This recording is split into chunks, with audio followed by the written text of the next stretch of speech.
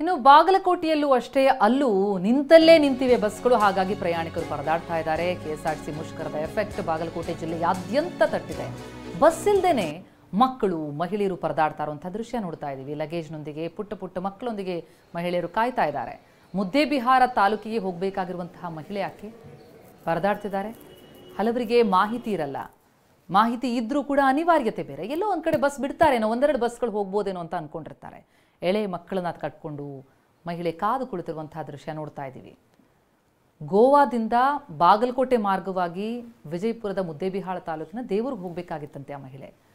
ಗೊತ್ತಿಲ್ಲ, ಬಂದಿದ್ದಾರೆ. ಬೆಳಗ್ಗೆ 5 ಗಂಟೆಯಿಂದ ಕಾದು ಕುಳಿತಿದ್ದಾರೆ. ಮಡಿಲಲ್ಲೊಂದು ಮಗು ಇದೆ, ಪಕ್ಕದಲ್ಲಿ ಇನ್ನೊಂದು ಮಗು ಇದೆ, ದೊಡ್ಡ ಲಗೇಜ್ಗಳಿವೆ. ಬೆಳಗ್ಗೆಯಿಂದ ಕಾಯ್ತಾ ಇರುವಂತಹ ಈ ಮಹಿಳೆಯ ಪರದಾಟ. ಏನು ಮಾಡಬೇಕು, ಹೇಗೆ ಹೋಗಬೇಕು ಗೊತ್ತಾಗ್ತಿಲ್ಲ.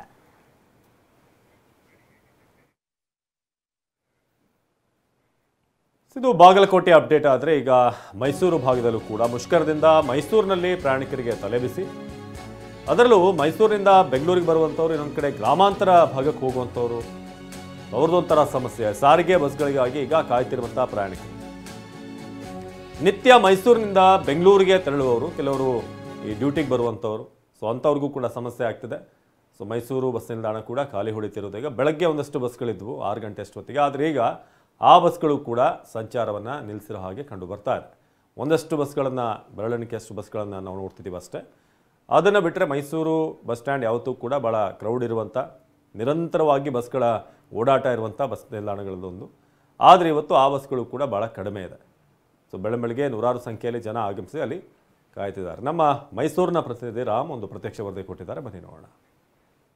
ವಿವಿಧ ಬೇಡಿಕೆಗಳನ್ನು ಈಡೇರಿಸುವಂತೆ ಒತ್ತಾಯಿಸಿ ಸಾರಿಗೆ ಬಸ್ ನೌಕರರು ಇವತ್ತು ರಾಜ್ಯಾದ್ಯಂತ ಬಂದ್ಗೆ ಕರೆಯನ್ನು ನೀಡಿದ್ದಾರೆ. ಸಾಂಸ್ಕೃತಿಕ ನಗರಿ ಮೈಸೂರಿನಲ್ಲೂ ಸಹ ಈ ಒಂದು ಬಂದ್ಗೆ ಉತ್ತಮವಾದಂತಹ ಬೆಂಬಲ ವ್ಯಕ್ತವಾಗಿದೆ. ನಾನೀಗ ಮೈಸೂರಿನ ಗ್ರಾಮಾಂತರ ಬಸ್ ನಿಲ್ದಾಣದಲ್ಲಿದ್ದೇನೆ. ನೀವು ನೋಡ್ತಾ ಇರಬಹುದು ಈ ಒಂದು ಪರಿಸ್ಥಿತಿಯನ್ನ.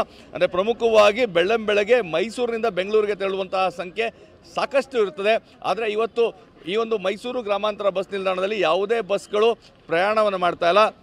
ಹೀಗಾಗಿ ನೂರಾರು ಸಂಖ್ಯೆಯಲ್ಲಿ ಪ್ರಯಾಣಿಕರು ಇಲ್ಲಿ ಕಾದು ನಿಂತಿದ್ದಾರೆ. ಅಂದರೆ ಬೆಳಗ್ಗೆ ತಮ್ಮ ಕೆಲಸಗಳು ತುಂಬ ತೊಂದರೆ ಆಗುತ್ತೆ.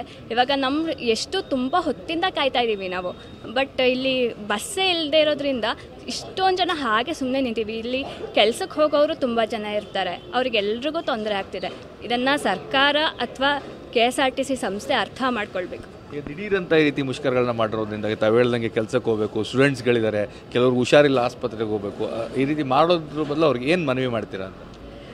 ಸರ್, ನಾನಿಲ್ಲಿ ಪೇಪರಲ್ಲಿ ಓದಿದ ಹಾಗೆ ಅಥವಾ ನನಗೆ ಬಂದಿರೋ ಇನ್ಫಾರ್ಮೇಷನ್ ಹಾಗೆ ಕೆಲವು ಕಡೆ ಮೀಟಿಂಗ್ಗಳು ನಡೆದಿದೆ, ಆದರೂ ಕೂಡ ಸಮಸ್ಯೆ ಬಗೆಹರಿದೇ ಇರೋದ್ರಿಂದ ಇದು ಹೀಗೆ ಮುಷ್ಕರ ಮುಂದುವರಿತಿದೆ ಅಂತ ಹೇಳಿದ್ದಾರೆ. ಆದರೆ ಇಷ್ಟೊಂದು ಸರಿ ಮೀಟಿಂಗ್ ಕೂಡ ನಡೆದಿದ್ರು ಕೂಡ ಅವ್ರು ಇನ್ನೂ ಬಗೆಹರಿಸ್ಕೊಳಕ್ಕಾಗಲಿಲ್ಲ ಅಂದರೆ ಇದರ ಅರ್ಥ ಏನು ಅಲ್ವಾ? ಅವರ ಸಮಸ್ಯೆಗೋಸ್ಕರ ಸಾರ್ವಜನಿಕರಿಗೆ ತುಂಬ ತೊಂದರೆ ಆಗ್ತಿದೆ ಅಂತ ಹೇಳ್ತೀನಿ.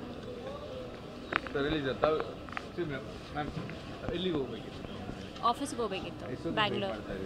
3/4 ಗಂಟೆ ಆಯಿತು. ನನಗೆ ಗೊತ್ತಿರಲಿಲ್ಲ ಸ್ಟ್ರೈಕ್ ಇದೆ ಅಂತ. ಇಲ್ಲಿಗೆ ಬಂದಮೇಲೆ ಇವಾಗ ಆರ್ಟಿಕಲ್ ನೋಡಿದೆ, ಗೊತ್ತಿಲ್ಲ ಏನು ಮಾಡಬೇಕು ಅಂತ. 9:30 ಆಫೀಸ್ಗೆ ಹೋಗಬೇಕಿತ್ತು. ಕಾಲ್ ಮಾಡಿ ರಜೆ ಹಾಕಬೇಕಾಗತ್ತೆ ಇವಾಗ, ಬಸ್ ಇಲ್ಲ ಅಂದರೆ ತೊಂದರೆ ಆಗುತ್ತೆ. ಅಫಿಷಿಯಲ್ ನೋಟಿಫಿಕೇಷನ್ ಸ್ವಲ್ಪ ಅರ್ಲಿ ಸ್ಟೇಜಲ್ಲಿ ಕೊಡಬೇಕಾಗಿತ್ತು. ನಿನ್ನೆ 6:45 ಹೇಳಿದ್ದಾರೆ ಅನಿಸುತ್ತೆ. ವೆರಿ ಶಾರ್ಟ್ ನೋಟಿಸ್ ಅದು. ಅಟ್ಲೀಸ್ಟ್ ಮುಂಚೆ ಹೇಳಿದ್ರೆ ಟ್ರೈನ್ ಏನಾದ್ರು ಪ್ಲ್ಯಾನ್ ಮಾಡ್ಬೋದಿತ್ತು. This is very short notice.